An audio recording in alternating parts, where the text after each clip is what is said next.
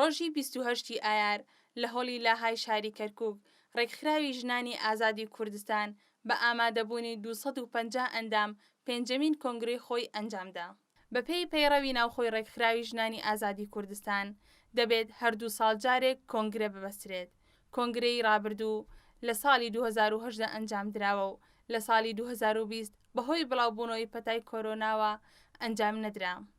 کۆنگرەکە بە ساتێک وەستان بۆ گیانی شەهیدانی کوردستان دەستی پێکرد و دواتر وتاری کۆمیتەی ئامادەکاری کۆنگرەی پێنجەمی ڕژاک خوێندرایەوە. ئامادەبوانی پێنجەمین کۆنگرەی ڕێکخراوی ژنانی ئازادی خوازی کوردستان وەک بەڕێزشتان ئاگادارن ئێمە 2 ساڵ جارێک کۆنگرەی خۆمان ساز دەکەین. کۆنگرەی چوارەمینمان لە 5 ساڵی 2018 ئەنجامدا. بۆ ئەو مەبەستەش لە کۆتایی ساڵی 2019 کۆمیتەیەکی ئامادەکارمان بۆ ئەو مەبەستە هەڵبژارد و بەمبەستی ئامادەکاری بۆ کۆنگرە کە بڕیار بوو لە سەرەتای ساڵی 2020دا ئەنجام بدرێت. بەڵام بە هۆکاری ڕەوشی بڵاوبوونەوەی پەتای کۆڕۆنا و بە لە بەرچاوگرتنی ڕەوشی تەندروستی هەموو لایەک کۆنگرەکەمان دواخست. پاشان لەلایەن نەجیبە عومەر وتاری کردنەوەی کۆنگرەکە پێشکەش کرا. لە کۆنگرەکەدا هەر یەک لە نوێنەری تەفگەری ژنانی ئێزدی تاژێ و ژنانی عەشتاری مەخموور بەشدار بوون و وتاریان پێشکەش کرد. بەستنی کۆنگرە لە هەلومەرجێکی وەهادا زۆر گرنگە کە وەکو ژنان پێداچوونەوە بە کار و خەبات و ڕێخستنی خۆماندا بکەینەوە و بگەینە کۆمەڵێک بڕیاری چارەنووساس بۆ ئەوەی ببین بە هێزێکی مداخەلەکاری پۆزەتیفانە لەم هەلومەرجەی کە ئێستا تێدا هەین. لەسەر ئەو بنەمایە هەموومان ئەزانین لە سەرتاسەری جیهاندا هەموو سیستەمە دەسەڵاتدارەکان ئەو سیستەمانەی کە پشت دەبەستن بە ئایدۆلۆژیای ڕەگەزگەرایی هەمویان ڕوبەڕووی هەڵوەشانەوە ئەبنەوە. هەموو ئەو سیستەمانەی کە لەنکۆڵی لە هەبوون و ناسنامەی ژنانەکەن هەمویان ڕوبەڕووی هەڵوەشانەوە ئەبنەوە. لەسەر ئەو بنەمایە لە 3 ساڵی ڕابردوودا ئەبینین کە تێکۆشان و ناڕەزایەکانی ژنان گەیشتۆتە لووتکە. بێگومان ژنی کورد و لەسەر ئاستی هەر 4 پارچەی کوردستاندا لە پێشەنگایەتی شۆڕشی ڕۆژاوادا شۆڕشێکی ژن بەڕێوە ئەچێت. ئەم بەهۆرن بێ ژنێک و لەسەر ڕێیا فەلسەفەیە ئازادی و تەکۆشینی دیکە وێ بسەر بکەوێت.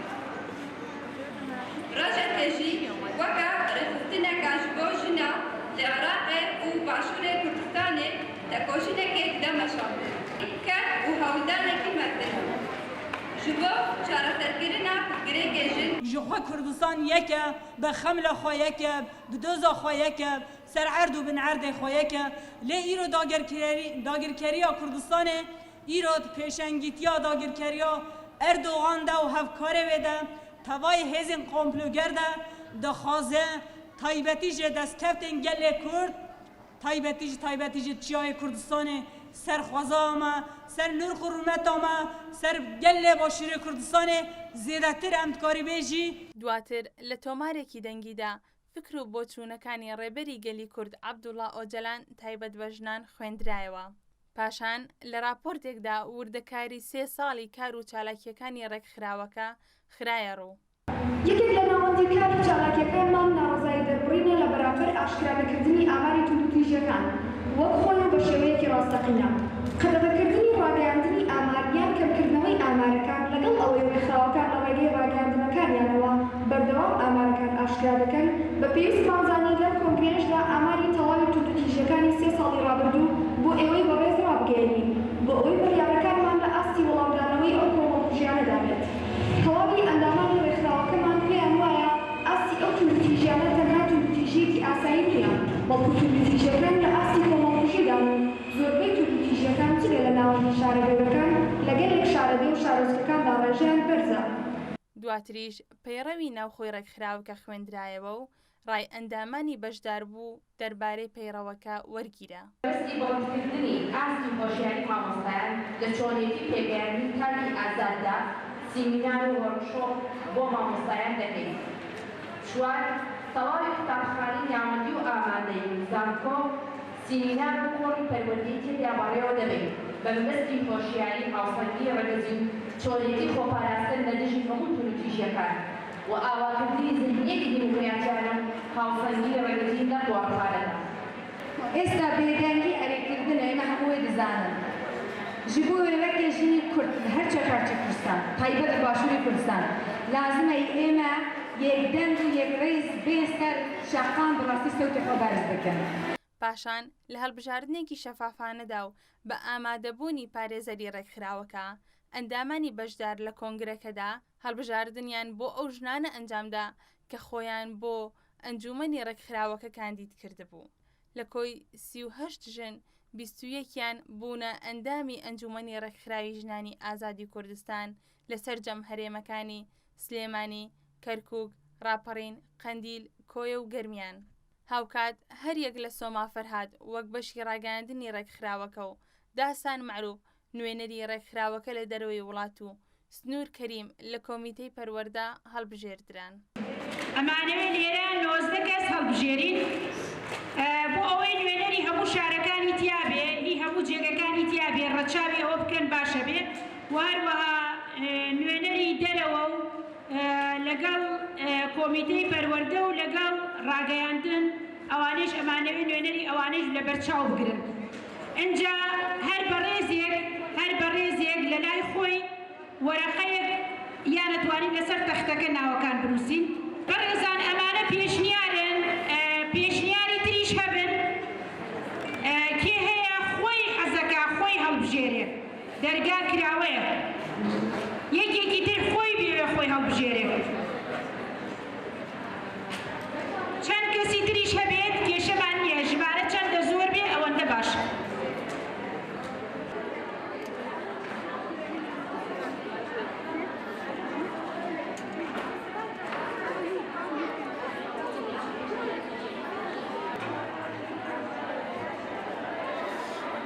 هەشتا و حەوت کەس دەنگی داوە، 87 فۆرم هەیە. دەنگدانەکان بەم شێوەیە: سۆما فەرهاد 82،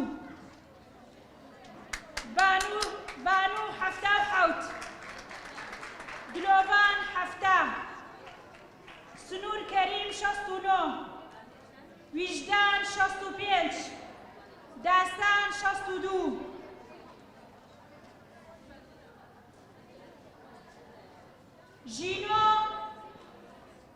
ژینۆ 58، جوان 61،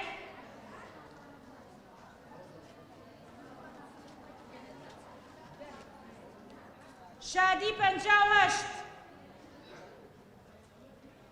نەرمین 55، ئەسمەر 53، ڕێناز 48، شلێر 47، لالا 46، لەیلا 44، سوهام 43، شاناز 43، شۆخان 42، مژدە 40، زەیتون 41، بێگەرد 38، حاجی ئەسکە 37، چیمەن 36، زولفار 35، خەولە 32، سەیران 30، شەوبۆ 22.